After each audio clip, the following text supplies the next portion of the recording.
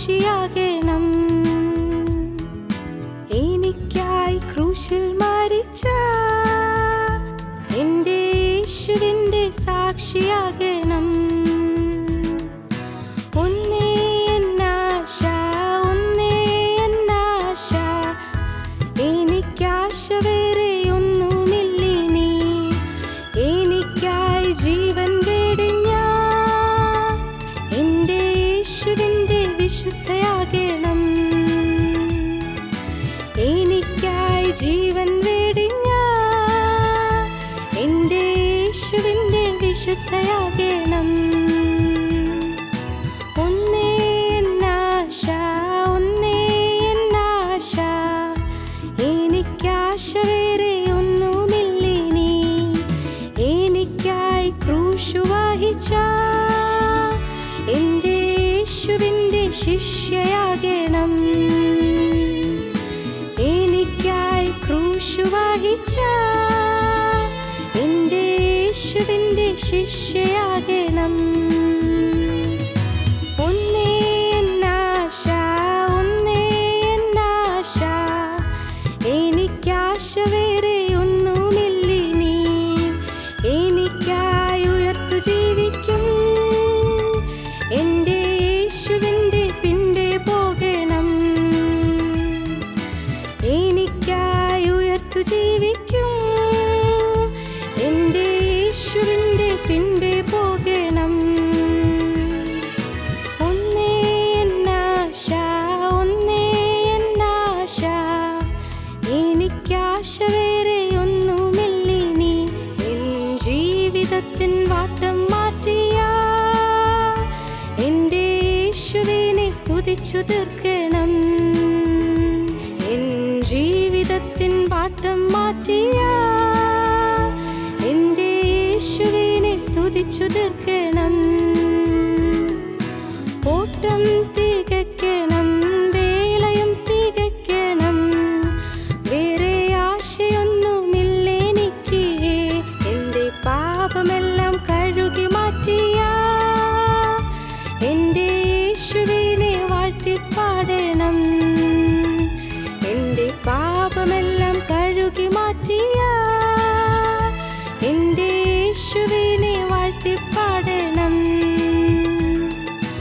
അന്ത്യമാം കാഹളം ധ്വനിച്ചിടുമ്പോൾ പറന്നുയർന്ന ശുദ്ധരോടൊത്ത് മധ്യവാനിൽ എത്തി ഞാൻ. എൻ്റെ പ്രാണപ്രിയൻ പാദം ചുംബിക്കും. മധ്യവാനിൽ എത്തി ഞാൻ. എൻ്റെ പ്രാണപ്രിയൻ പാദം ചുംബിക്കും. ഒന്നേ എന്നാശ, ഒന്നേ എന്നാശ, എനിക്കാശ വേറെ ഒന്നുമില്ലിനി. എനിക്കായി ക്രൂശിൽ മരിച്ച എൻ്റെ യേശുവിൻ്റെ സാക്ഷിയാകണം. എനിക്കായി ക്രൂശിൽ മരിച്ച എൻ്റെ യേശുവിൻ്റെ സാക്ഷിയാകണം. ഞങ്ങളും ക്രൂശിക്കപ്പെട്ട ക്രിസ്തുവിനെ പ്രസംഗിക്കുന്നു. ദൈവത്തിന് സ്തോത്രം. വലിയ ഒരു പ്രതിസന്ധി മുമ്പിൽ വന്നിരിക്കുകയാണ്. എന്താണ് പ്രതിസന്ധി? ഇത് പത്രോസും യോഹന്നാനും വളരെ വിനീതരായി മഹാപുരുഷന്മാരുടെയും പരീശന്മാരുടെ മുമ്പിൽ നിൽക്കുകയാണ്, പരീശ പ്രമാണികളുടെ മുമ്പിൽ നിൽക്കുകയാണ്. ഇവരെ പത്രോസും യോഹന്നാനെയും അവർ വിസ്തരിക്കുകയാണ്. അവർക്ക് അധികാരമുണ്ടല്ലോ വിസ്തരിക്കുകയാണ്. അധികാരമുള്ളവർ വിസ്തരിക്കുമ്പോൾ പക്ഷേ ഇവർ പേടിക്കുന്നില്ല. കാരണം അവരുടെ ഉള്ളിൽ ക്രിസ്തു ഉണ്ട്, ക്രിസ്തുവിൻ്റെ ആത്മാവുണ്ട്. അതുകൊണ്ട് പേടിയില്ല, ധൈര്യത്തോടെ നിൽക്കുകയാണ്. ഇനി യേശുവിൻ്റെ നാമത്തിൽ നിങ്ങൾ മിണ്ടിപ്പോകരുത് എന്ന് ഒരു പുതിയ കൽപ്പന പുറപ്പെട്ടു. യേശുവിൻ്റെ നാമത്തിൽ ഇനി മിണ്ടിപ്പോകരുത്, അല്ലെങ്കിൽ കഠിനമായ ശിക്ഷ നിങ്ങൾക്ക് തന്നിരിക്കും, ഉറപ്പാണ് എന്ന് പറഞ്ഞു. പ്രിയപ്പെട്ടവരെ, ഇത്രയും ശക്തമായ രീതിയിൽ പറഞ്ഞിട്ടും ഇവർക്കൊരു കൂസലുമില്ല. നമുക്ക് വായിക്കാം 19 വാക്യം മുതൽ. അതിന് പത്രോസും യോഹന്നാനും, ദൈവത്തെക്കാളധികം നിങ്ങളെ അനുസരിക്കുന്നത് ദൈവത്തിൻ്റെ മുമ്പാകെ ന്യായമോ എന്ന് വിധിപ്പീൻ. ദൈവത്തിൻ്റെ മുൻപാകെ ന്യായമാണോ നിങ്ങൾ പറയുന്നത്? നിങ്ങളെ ദൈവത്തെക്കാൾ കൂടുതൽ അനുസരിക്കുന്നതാണോ നിങ്ങൾ പറയുന്നത്? ദൈവം കൽപ്പിച്ചിട്ടാണ് ഞങ്ങളിതൊക്കെ ചെയ്യുന്നത്.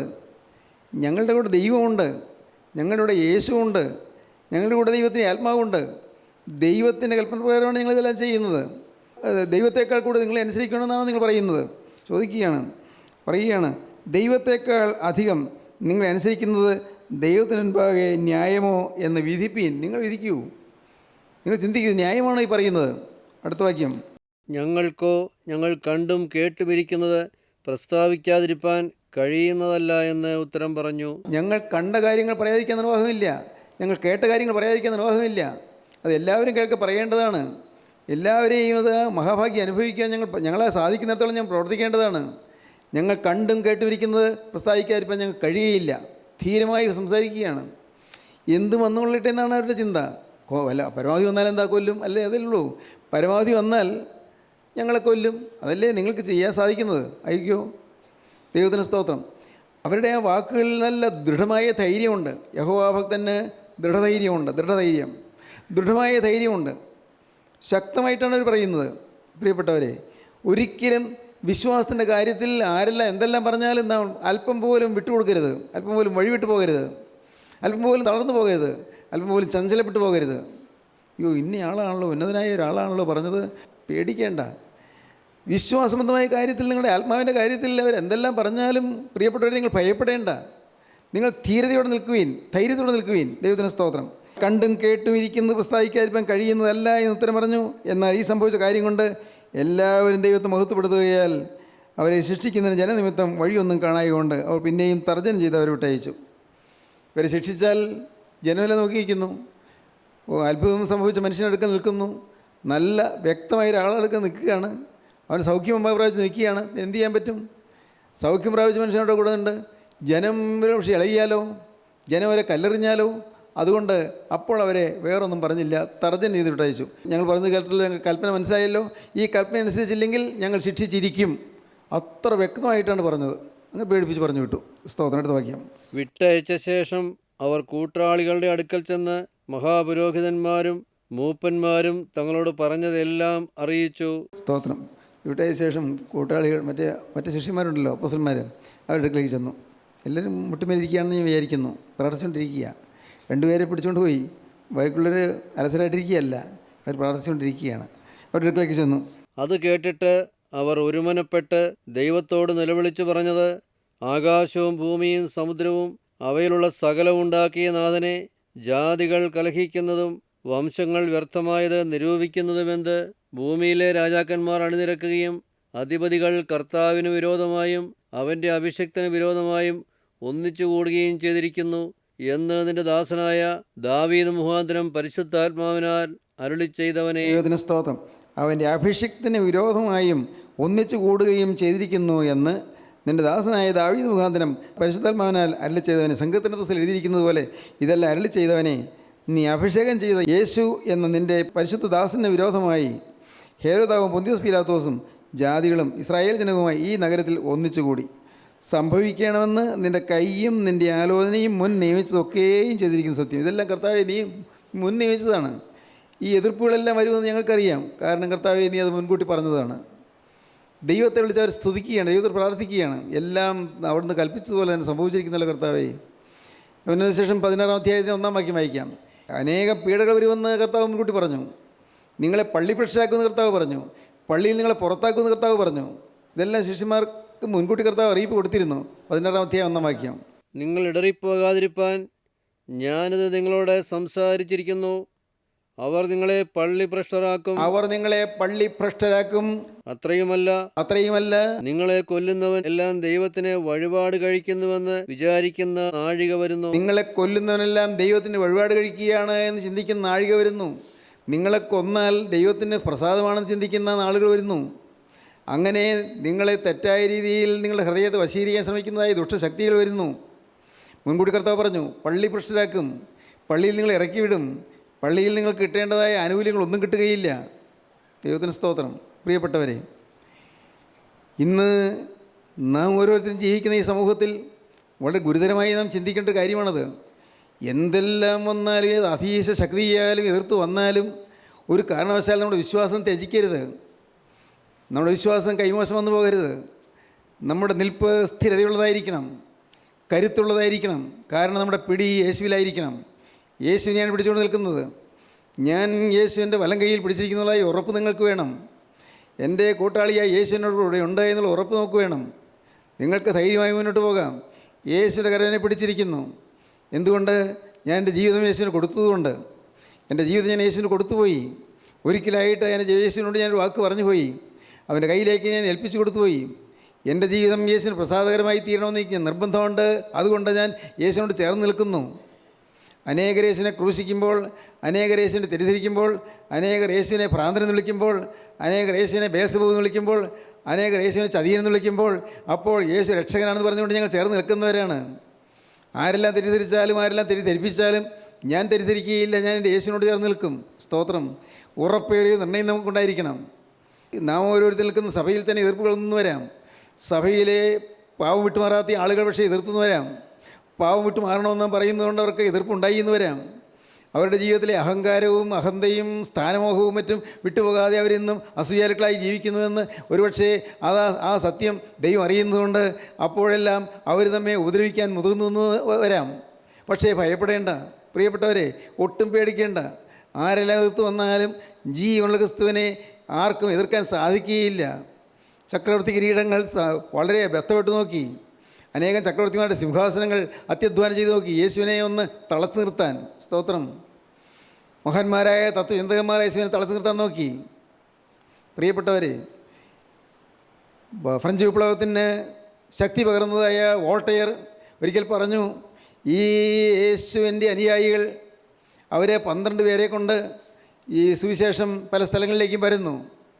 വേണ്ട, ഞാൻ ഒരാൾ മതി. ഈ സുവിശേഷം മുഴുവൻ തകർക്കാൻ ഞാൻ ഒരാൾ മതി. 12 പേരൊന്നും വേണ്ട. ഞാനൊരാൾ ഈ സുവിശേഷത്തെയും ഈ ഭക്തിമാർഗത്തെയും ഞാൻ ഒരാൾ നിഷേധിക്കുന്നു. ഞാൻ ഒരാൾ മതി ഇതെല്ലാം തകർത്ത് കളയാൻ. വോൾട്ടയർ പറഞ്ഞത് ഫ്രാൻസിലെ ഒരു വലിയ കെട്ടിടത്തിൽ നിന്നുമാണ്. ആ കെട്ടിടം അത് ഇപ്പോൾ ഇന്നും അജീവമായി അതിനകത്ത് നിറയെ വേദപുസ്തക പ്രതികൾ വെച്ചിരിക്കുന്നു. വേദപുസ്തകങ്ങൾ ലോകമെമ്പാടുമുള്ള സ്ഥലങ്ങളിലേക്ക് അയക്കാനുള്ള വേദപുസ്തകങ്ങളുടെ ഒരു ഗോഡൗണായി അത് തീർന്നിരിക്കുന്നു. അദ്ദേഹം പറഞ്ഞത്, വോൾട്ടയർ തത്വജ്ഞാനിയാണ്, മഹാചിന്തകനാണ്. പറഞ്ഞത്, ഒരു 50 കൊല്ലം കഴിഞ്ഞാൽ വേദപുസ്തകം കാണുകയില്ല, ഈ ക്രിസ്ത്യാനികൾ കാണുകയില്ല എന്നാണ് പറഞ്ഞത്. പ്രിയപ്പെട്ടവരെ, അനേകം ബുദ്ധിജീവികൾ ഈ കർത്താവായ യേശു ക്രിസ്തുവിൻ്റെ സിംഹാസനത്തിനായി, കർത്താവിൻ്റെ രാജ്യത്തിനെതിരായി ചന്ദ്രഹാസം ഇഴക്കിയിട്ടുണ്ട്. അവരെ വാളോങ്ങിയിട്ടുണ്ട്. അവരെ എതിർപ്പുകൾ പ്രകടിപ്പിച്ചിട്ടുണ്ട്. പക്ഷേ യേശുവിൻ്റെ സുവിശേഷം കെട്ടുപോയില്ല, തീർന്നുപോയില്ല. ഇന്നും സുവിശേഷം ജീവിക്കുന്നു. എവിടെ ജീവിക്കുന്നു? വിശ്വാസികളുടെ ഹൃദയത്തിൽ ജീവിക്കുന്നു. ഹല്ലേലൂയ, ദൈവത്തിന് സ്തോത്രം. എൻ്റെ പ്രിയ സഹോദരങ്ങളെ, വിശ്വാസികളുടെ ഹൃദയത്തിൽ സുവിശേഷം ജീവിക്കുന്നു. യേശു ക്രിസ്തു ജീവിക്കുന്നു. യേശു ക്രിസ്തു നമ്മുടെ ഓരോരുത്തരുടെയും ഹൃദയത്തിൽ അവിടെ നിന്ന് വാഴുന്നു. ഇത് നമുക്ക് വിശ്വാസം വേണം, ഈ അനുഭവം വേണം. എൻ്റെ കർത്താവേ, ഈ അകത്ത് പലതും ഉണ്ടായിരുന്നു, പല ദുശ്ശീലങ്ങളുണ്ടായിരുന്നു, പല കൊള്ളരുതായ്മകളുണ്ടായിരുന്നു. ഈ ഹൃദയത്തിൽ എന്തെല്ലാമോ ചില ദുരാഗ്രഹങ്ങളുണ്ടായിരുന്നു. ഈ കർത്താവെ, ഇപ്പോൾ ഓർക്കുമ്പോൾ പേടിയാകുന്നു, എനിക്ക് ലജ്ജ തോന്നുന്നു, ഒന്നും വിളിച്ചു പറയാൻ തോന്നുന്നില്ല. കർത്താവ്, എന്തെല്ലാമാണ് എൻ്റെ ഹൃദയത്തിൽ ഉണ്ടായിരുന്നത്? അശുദ്ധമായ മോഹങ്ങൾ, വൈരാഗ്യങ്ങൾ, പകകൾ, വിദ്വേഷങ്ങൾ, പ്രതികാര ചിന്തകൾ. കർത്താവ്, എന്തെല്ലാം തിന്മകൾ, പുറത്തു പറയാൻ കൊള്ളാത്തതായ അറയ്ക്കത്തക്ക കാര്യങ്ങൾ എല്ലാം ഉണ്ടായിരുന്നു. എല്ലാം എൻ്റെ യേശുവേ, നീ ഇതെല്ലാം പറിച്ചു മാറ്റിയിട്ടല്ലേ എൻ്റെ അകത്തേക്ക് വന്നത്. നാഥ, ഇപ്പോൾ എൻ്റെ ഹൃദയം ഞാൻ നിനക്ക് തുറന്നു തരികയാണ്. നീ കയറി വരിക, നീ എഴുന്നള്ളി വരിക. കർത്താവേ, എൻ്റെ അറിവിൽപ്പെട്ടിടത്തോളം, ഞാൻ അറിയുന്നിടത്തോളം പാപങ്ങളെല്ലാം മാറ്റി ഞാൻ വഴി ഒരുക്കുകയാണ്. കർത്താവിന് വഴിയൊരുക്കുകയും എൻ്റെ പാത നിരപ്പാക്കുകയും. സ്തോത്രം. എൻ്റെ ബഹുമാന്യ സഹോദരങ്ങളെ, ഇപ്പോൾ നിങ്ങൾ കർത്താവിന് വഴിയൊരുക്കണം. അവിടെ ഇപ്പോൾ പടർന്നു വന്നിച്ച് കിടക്കുന്ന പൂക്കളും അവിടെയുള്ള ചെളികളും അവിടെയുള്ള പുല്ലുകളും എല്ലാം നിങ്ങൾ പെറുക്കി മാറ്റണം. എല്ലാം ചരണ്ടി മാറ്റണം. വഴിയുള്ള കുഴികൾ നിങ്ങൾ നികത്തണം. വഴിയിൽ എവിടെ കാണുന്നതായ കല്ലുകൾ നിങ്ങൾ പെറുക്കി കളയണം. കർത്താവിന് നടന്നു വരാൻ വഴി ഒരുക്കണം. രാജാധിരാജൻ്റെ പരിപാവനമായ പാദങ്ങൾ വെച്ച് വരുവാൻ നിങ്ങളുടെ ഹൃദയത്തിലേക്കുള്ള വഴി നിങ്ങൾ ഒരുക്കണം. ഇന്ന് ഇത് കേട്ടുകൊണ്ടിരിക്കുമ്പോൾ തന്നെ വഴി ഒരുക്കാൻ തുടങ്ങാം. ഹൃദയത്തിൽ പല ദുഷ്ടതയുമുണ്ട്, പല ചതിയുമുണ്ട്, പല വക്രതയുമുണ്ട്, പല വളവുകളുമുണ്ട്, പല ചില വളഞ്ഞ മാർഗങ്ങളുണ്ട്. എൻ്റെ കർത്താവേ, പലതരത്തിലുള്ള തിന്മകളുണ്ട്. സുവിശേഷത്തെ എതിർത്തിട്ടുണ്ട്. സുവിശേഷ വേലയത്തെ ഞാൻ എതിർത്തിട്ടുണ്ട്. സുവിശേഷന്മാരെ ഞാൻ കളിയാക്കിയിട്ടുണ്ട്. സുവിശേഷന്മാരെ ഞാൻ പുച്ഛിച്ചിട്ടുണ്ട്. എൻ്റെ കർത്താവേ, തെറ്റുകൾ ഏറെയാണ്. അനേകം പാതകങ്ങൾ വന്നുപോയി. കർത്താവേ, എൻ്റെ ജീവിതത്തിൽ, കുടുംബത്തിൽ ഞാൻ കലഹം ഉണ്ടാക്കിയിട്ടുണ്ട്. ഞാൻ ഒരാൾ മൂലം അനേകർക്ക് അറിയാനിടയായിട്ടുണ്ട്. എൻ്റെ ഒരാളുടെ പ്രവൃത്തി മൂലം അനേകരിന്ന് ദുഃഖിച്ച് കരയുന്നുണ്ട്. കർത്താവേ, ഞാൻ ഒരാളാണ് കാരണം. എൻ്റെ ദൈവമേ, ഞാൻ വചനം കേൾക്കാൻ അല്പം പോലും ഞാൻ ചെവി കൊടുത്തിരുന്നില്ല. എനിക്ക് വചനം ഒരു വിലയുള്ളതായിരുന്നില്ല. ദൈവത്തിൻ്റെ വചനം എന്ന് പറയുമ്പോൾ എനിക്ക് പുച്ഛമായിരുന്നു. ദൈവത്തിന് വചനം പറയുന്നവരെ വേറെ അറപ്പായിരുന്നു എനിക്ക്. എൻ്റെ കർത്താവേ, അതൊക്കെ അങ്ങനെയുള്ള കാലം ഉണ്ടായിരുന്നു. എന്നാൽ കർത്താവേ, ഇപ്പോൾ എനിക്ക് കാര്യം മനസ്സിലാകുന്നു. എൻ്റെ കഴിഞ്ഞ കാല ജീവിതം പാഴായിപ്പോയി. യേശുവിന് കടന്നു വരാൻ ഞാൻ വഴിയൊരുക്കിയില്ലായിരുന്നു. ഇപ്പോൾ മുതൽ ഞാൻ ഇരുന്ന് വഴിയൊരുക്കാൻ തുടങ്ങുകയാണ്. കർത്താവേ, നാഥ, നിനക്ക് വേണ്ടി വഴിയൊരുക്കുവാൻ, എൻ്റെ ഹൃദയത്തിലേക്കുള്ള പാത നിരപ്പാക്കുവാൻ ഞാനിതാ ഉദ്യമിച്ച് തുടങ്ങുകയാണ്. ഇപ്പോൾ തുടങ്ങുകയാണ്. ദൈവത്തിന് സ്തോത്രം. നിങ്ങൾ ഈ കാര്യങ്ങൾ നിങ്ങൾ പരമേൽപ്പിക്കുക പ്രിയപ്പെട്ടവരെ. ഏറ്റുപറയൂ കർത്താവിനോട്. കർത്താവേ, ഞാൻ ഇത് പരമേൽപ്പിക്കുന്നു. നാഥ, ഇത് മുഴുവൻ ഞാൻ ഏറ്റുവാങ്ങുന്നു. കർത്താവേ, എനിക്ക് ഇനി ഒറ്റയ്ക്കൊരു കാര്യമേ ഉള്ളൂ. എൻ്റെ ജീവിതത്തിൽ യേശുവിന് വേണ്ടി ജീവിതം ചെലവഴിക്കപ്പെടണം. ദൈവത്തിന് സ്തോത്രം. കർത്താവായ യേശുവിൻ്റെ സുവിശേഷം കർത്താവേ ഇന്ന് ജീവിക്കുന്നു. എവിടെ? യേശുവേ, ഞാൻ എളിമയിൽ പറയട്ടെ, ഇന്ന് എൻ്റെ ഈ പാവപ്പെട്ട ഹൃദയത്തിൽ യേശുവിൻ്റെ സുവിശേഷം ജീവിക്കുന്നു. ഹല്ലേലൂയ. ദൈവത്തിന് സ്തോത്രം. എൻ്റെ ഹൃദയത്തിൽ യേശുവിൻ്റെ സുവിശേഷം ജീവിക്കുന്നു. കർത്താവേ, ഇട്ടും പൊട്ടും തിരിയാത്ത പാവപ്പെട്ടവൻ്റെ ഹൃദയത്തിൽ യേശുവിൻ്റെ സുവിശേഷം ജീവിക്കുന്നു. കർത്താവേ, വെറും ഗ്രാമീണനും കൺട്രിയുമായ എൻ്റെ ഹൃദയത്തിൽ യേശുവിൻ്റെ സുവിശേഷം ജീവിക്കുന്നു. ഹല്ലേലൂയ. എൻ്റെ യേശുവേ, പരിഷ്കാര ലേശമില്ലാത്ത എൻ്റെ ഹൃദയത്തിൽ യേശു ക്രിസ്തുവിൻ്റെ സുവിശേഷം ജീവിക്കുന്നു. സ്തോത്രം. ഞാൻ പോകുമ്പോൾ ഈ സുവിശേഷവുമായിട്ടാണ് ഞാൻ പോകുന്നത്. ഞാൻ വരുമ്പോൾ ഈ സുവിശേഷവുമായിട്ടാണ് ഞാൻ വരുന്നത്. സുവിശേഷം ഇവിടെ ഇരിക്കുകയാണ്, എൻ്റെ ഹൃദയത്തിനുള്ളിൽ ഇരിക്കുകയാണ് ഈ സുവിശേഷം. ഈ നല്ല വർത്തമാനം, സദ്വർത്തമാനം, ഈ ഗുഡ് ന്യൂസ് എൻ്റെ ഹൃദയത്തിൽ വഹിച്ചുകൊണ്ട് ഞാൻ നടക്കുകയാണ്. യേശുവേ, എൻ്റെ ഓരോ ചലനത്തിൽ ഈ സുവിശേഷമുണ്ട്. ഹല്ലേലൂയ. നീ കാണുന്നുണ്ടല്ലോ, എൻ്റെ ഓരോ ചലനത്തിൽ സുവിശേഷമുണ്ട്. അനേകരെ ആശ്വസിപ്പിക്കുന്ന സുവിശേഷൻ നാവിന്മേൽ നീ വരച്ചു തന്നിരിക്കുകയാണ്. അനേകർക്ക് സമാധാനം കൊടുക്കുന്ന സുവിശേഷൻ നാവിന്മേൽ നീ വരച്ചു തന്നിരിക്കുകയാണ്. അനേക കുടുംബങ്ങളെ രക്ഷപ്പെടുത്തുന്ന സുവിശേഷം നീ എനിക്ക് തരികയാണ്. ഹല്ലേലൂയ. ഞാനത് പൊന്നുപോലെ സൂക്ഷിക്കും കർത്താവേ. വിലയേറിയ തങ്കം പോലെ ഞാൻ സൂക്ഷിക്കും. കർത്താവേ, വിലയേറിയ മുത്തു പോലെ ഞാൻ സൂക്ഷിക്കും. നീ എനിക്ക് തന്നതായി സുവിശേഷത്തിൻ്റെ വിത്ത് കെട്ടുപോകാൻ പാടില്ല കർത്താവേ. അത് അവിടെ കെട്ട് പോകരുത്. ഈ വിത്ത് ഇനിയും അനേക സ്ഥലങ്ങൾ വിതയ്ക്കാനുള്ളതാണ്. ഹല്ലേലൂയ. ദൈവത്തിന് സ്തോത്രം. അനേകം സ്ഥലങ്ങളിലേക്ക് ഈ വിത്തും ചുവന്നുകൊണ്ട് ഞാൻ പോകേണ്ടതാണ് കർത്താവേ. അവിടെയെല്ലാം വിത്ത് വിതയ്ക്കേണ്ടതാണ്. ഇതെൻ്റെ ആഗ്രഹമാണ്. എൻ്റെ കർത്താവേ, ഇതെൻ്റെ ഏറ്റവും വലിയ ആശയാണ്. ഹല്ലേലൂയ. ദൈവത്തിന് സ്തോത്രം. ദൈവമക്കളെ, നിങ്ങൾ പറയൂ കർത്താവിനോട്, എൻ്റെ ആഗ്രഹം ഇതാണ് കർത്താവേ. ആരെല്ലാം എതിർത്താലും, ആരെല്ലാം എന്നെ ഏതെല്ലാം തരത്തിൽ പുച്ഛിച്ചാലും, എന്നെ വഞ്ചിച്ചാലും, എന്നെ ചതിച്ചാലും, എന്നെ മുടക്കിയാലും, യേശുവേ, ഞാൻ എൻ്റെ സുവിശേഷം വിട്ട് മാറുകയില്ല. ജീവൻ്റെ സുവിശേഷമാണ് എൻ്റെ നാവിന്മേൽ നീ വരച്ചു തന്നത്, എൻ്റെ ഹൃദയത്തിൽ നീ നിക്ഷേപിച്ചത്. സ്വർഗീയ നിധിയാണ്. എൻ്റെ ഹൃദയത്തിൽ സുവിശേഷം നിക്ഷേപിച്ചു. നീ എവിടെ നിക്ഷേപിച്ച ഈ സ്വർഗീയ നിധി? അവയവങ്ങളിൽ നിക്ഷേപിച്ച സ്വർഗീയ നിധി. സ്തോത്രം. കർത്താവിന് സ്തോത്രം. നിങ്ങൾ കർത്താവിനോട് പറയുമോ? ഇതെല്ലാം പറയുമോ? നിങ്ങൾ യേശുവിൻ്റെ കരങ്ങളിൽ കൊടുക്കുമോ? നിങ്ങൾ എല്ലാം വിട്ടുകൊടുക്കുമോ? കർത്താവേ, എൻ്റേതൊന്നുമില്ലല്ലോ, നിനക്കറിയാമല്ലോ. ഹല്ലേലൂയ. എൻ്റേതൊന്നുമില്ലല്ലോ, എൻ്റേത് ഞാൻ കരുതിയതെല്ലാം ഞാൻ കൈവിട്ടല്ലോ. എൻ്റേതായ ഒരു ഭാവി ഇല്ലല്ലോ.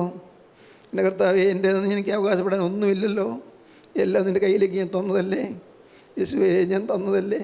ഇനി വല്ലതും തരാനുണ്ടോ കർത്താവേ? നീ കാണിച്ചു തരണമേ. അതും തരാൻ എനിക്ക് സമ്മതമാണ് കർത്താവേ. നീ കാണിച്ചു തരണമേ. അതും വിട്ടു തരാൻ എനിക്ക് സമ്മതമാണ്. നിങ്ങൾ പറയുമോ ഇപ്പോൾ കർത്താവിനോട്? കർത്താവേ, എല്ലാം നിൻ്റെ കരങ്ങളിലേക്ക് തരുന്നു.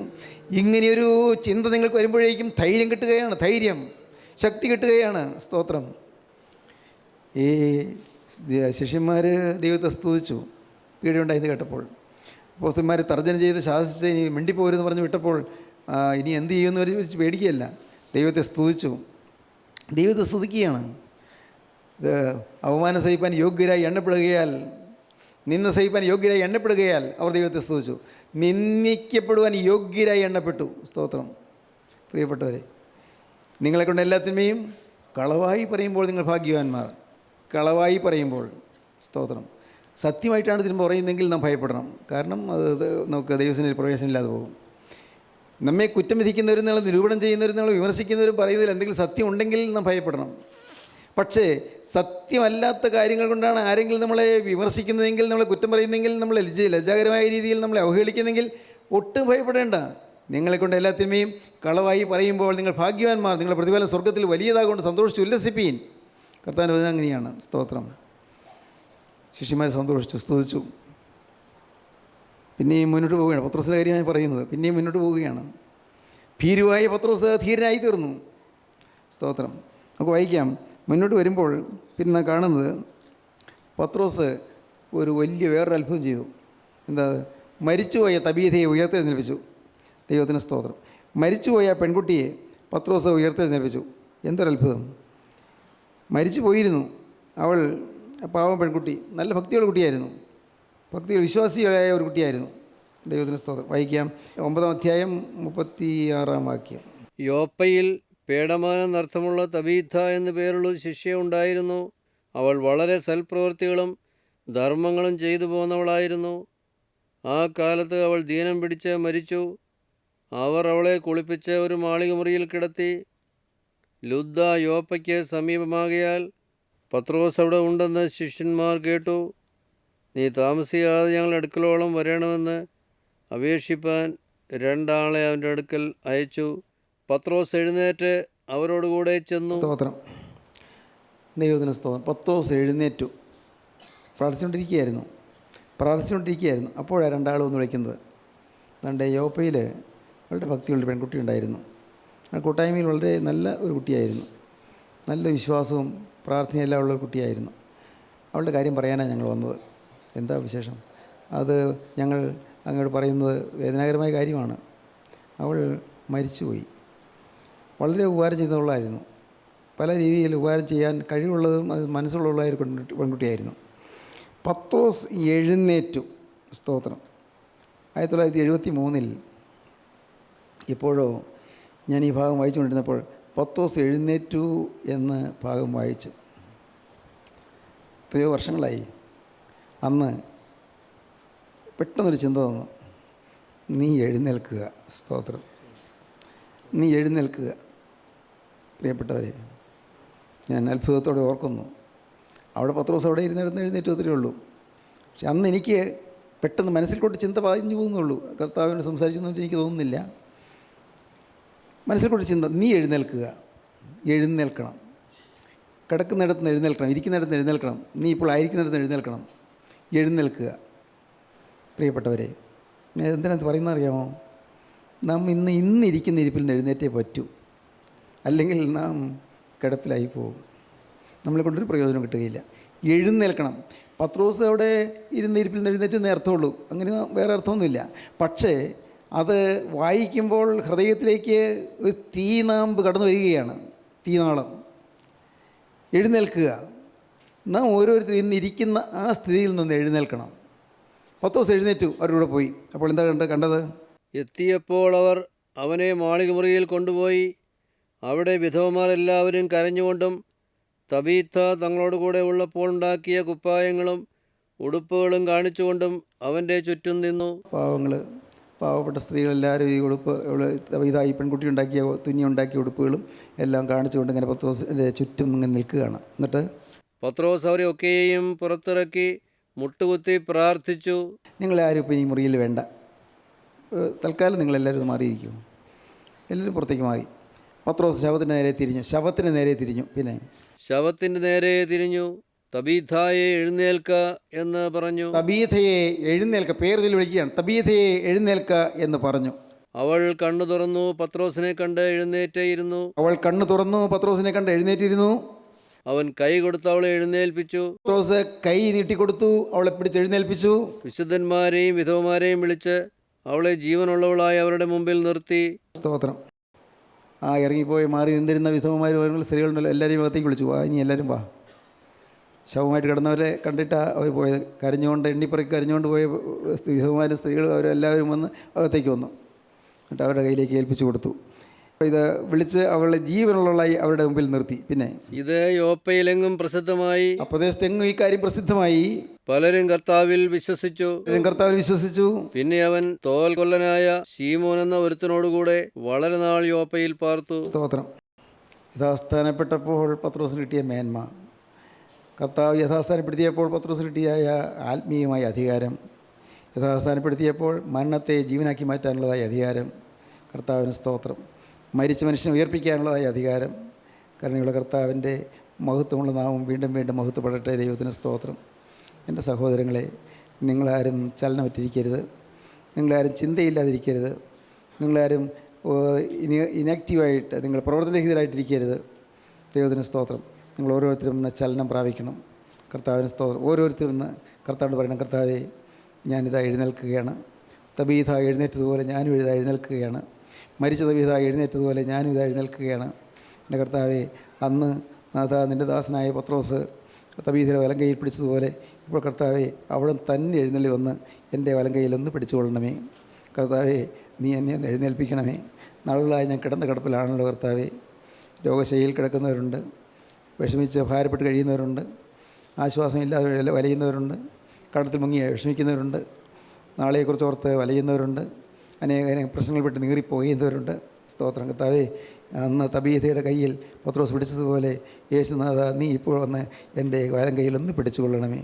കർത്താവേ, നീ എന്നെ വിട്ട് മാറല്ലേ, നീ എൻ്റെ അരികത്ത് നിന്ന് പോകല്ലേ. ഇന്ന് എൻ്റെ യേശുവിൻ്റെ വലങ്കരം എന്നെ പിടിച്ചിരിക്കുന്നതായ ഉറപ്പോടെ ഞാൻ വീട്ടിലേക്ക് പോകട്ടെ കർത്താവേ.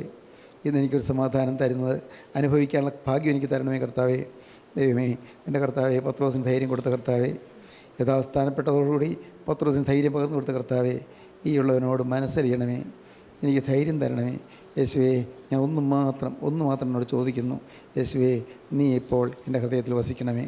എൻ്റെ കർത്താവേ, നീ ഒരിക്കലും എൻ്റെ ഹൃദയത്തിൽ നിന്ന് മാറിപ്പോകാതെ എപ്പോഴും എൻ്റെ ഹൃദയത്തിൽ വസിക്കുവാൻ എനിക്ക് ഭാഗ്യം തരണമേ. വേറെ ഒന്നും ഞാൻ ചോദിക്കുന്നില്ലല്ലോ കർത്താവേ. നാഥ, പരീക്ഷയിൽ ഞങ്ങളെ പ്രവേശിപ്പിക്കരുത്, ദുഷ്ടൻ്റെ കയ്യിൽ അകപ്പെടാതെ ഞങ്ങളെ കാത്തുകൊള്ളണം കർത്താവേ. ഞങ്ങളെ പരീക്ഷയിൽ നിന്ന് വിടുവിക്കണമേ, ദുഷ്ടൻ്റെ കയ്യിൽ നിങ്ങൾ വിടുവിക്കണമേ കർത്താവേ. ദുഷ്ടപ്പിശാചുങ്ങളെ വഞ്ചിച്ചുകൊണ്ട് പോകാനിടയാവരാതെ ഞങ്ങളെ കാക്കണമേ. സ്നേഹിതരെ, നിങ്ങൾ പ്രാർത്ഥിക്കുന്നുണ്ടോ? ജീവിതം കർത്താവിൻ്റെ കരങ്ങളിൽ കൊടുക്കുന്നുണ്ടോ? കർത്താവിൻ്റെ പുതിയ വാക്ക് പറയുന്നുണ്ടോ? കർത്താവിനെ നിങ്ങളുടെ ജീവിതം വേർതിരിക്കുന്നുണ്ടോ? എങ്കിൽ നിങ്ങൾക്ക് ഭാഗ്യം. ഹല്ലേലൂയ, ദൈവത്തിന് സ്തോത്രം. നമുക്ക് ഒരുമിച്ച് പ്രാർത്ഥിക്കാം. കരുണയുള്ള കർത്താവേ, ഈ മനോഹരമായ സമയത്തിനായി ഞങ്ങൾ നിന്നെ സ്തുതിക്കുന്നു, ഞങ്ങൾ നിന്നെ സ്തോത്രം ചെയ്യുന്നു. അപ്പോൾ ഈ മക്കളെയെല്ലാം അവിടെ സ്നേഹിക്കുന്നതിനായി നന്ദിയോടെ സ്തോത്രം. എല്ലാവരുടെ മേലും തിരുവചനോടൊന്ന് പൊഴിച്ചു കൊടുക്കുന്നതിനായി നന്ദിയോടെ സ്തോത്രം. മരുഭൂമിയിൽ കൂടിപ്പോയ ജനത്തിന് മന്ന പൊഴിച്ചു കൊടുത്തതുപോലെ ഈ ജനത്തിന് അനുദിനം മന്ന തരുന്നതിനായി നന്ദിയോടെ സ്തോത്രം. അപ്പോൾ എല്ലാവരെയും അനുഗ്രഹിക്കണമേ. അപ്പോൾ അതിൻ്റെ വചനം പറയുവാൻ എൻ്റെ കർത്താവെ അടിന കൃപയ്ക്കായി നന്ദിയോടെ സ്തോത്രം.